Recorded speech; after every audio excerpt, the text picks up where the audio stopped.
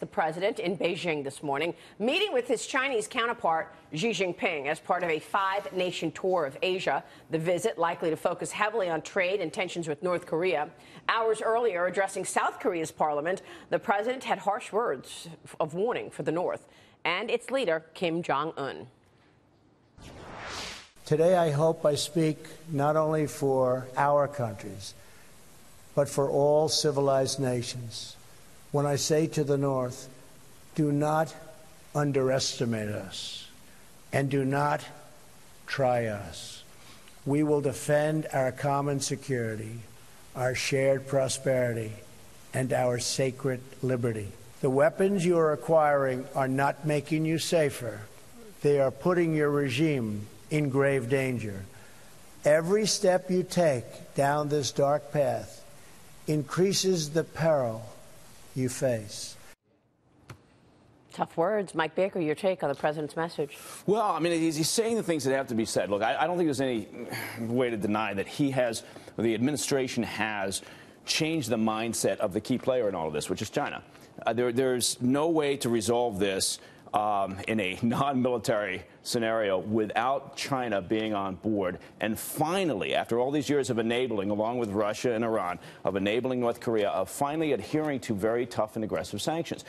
China, somewhere in the president's office, I guarantee in China, in Beijing, is a file marked succession plan for North Korea. They have thought this through because they think everything through in the long term. So if they believe that the only other option, potentially, is a military conflict because the North Koreans are entirely bent on finally getting what they've wanted all these years, the nuclear and ballistic missile technology. If they actually believe that, then they could orchestrate a regime change. They could orchestrate this in a manner that avoids this military conflict that nobody wants, but you still have to plan for.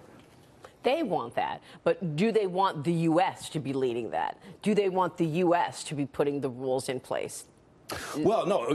When people say, well, we'll have to give something to North Korea to make this happen, to have some sort of, stabilization and denuclearization, it's not what we have to give North Korea. It's what we have to give China. So, yes, you're right. This has to be acceptable. That solution has to be acceptable to China. But at the same time, look, we've spent 2.5 decades. We're not where we are now because of the past 8 months of a Trump administration. We're here because for 25 years or so, we've had feckless sanctions, and the Chinese, again, and the Russians and the Iranians in particular, have been enabling the North Koreans. If we can stop that and finally get the Chinese to aggressively adhere to these sanctions, then we've got a chance. A lot of people feel sanctions don't work. What do you think? No, I don't think they affect the leader in North Korea. I mean, do you think he cares about his people? There's no evidence he cares about his people. But he cares about staying in power. He does. And if he sees that, and with relative ease, and I'm speaking relatively here, the Chinese could completely tie that noose on him financially and particularly through energy.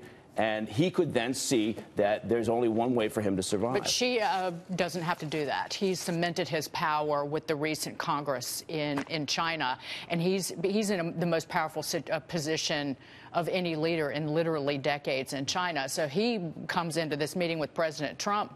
President Trump has a record stock market, but Xi has the power of the Communist Congress behind him, and he's on equal footing, at least I would argue, in his mind with President Trump. That he's working from a position of power and authority. It's easier to be a dictator. I mean, and you just do whatever you want. But look, I think President Trump has taken the right position. I believe in peace through strength. He's taken a tough stance. We have 3 carrier groups out there. We have the THAAD missile system. Russia doesn't like that. China doesn't like that. And the president is using that card in order to leverage trade and other things to get what he talking about that huge armada. They don't want to see that, and it's there in their faces.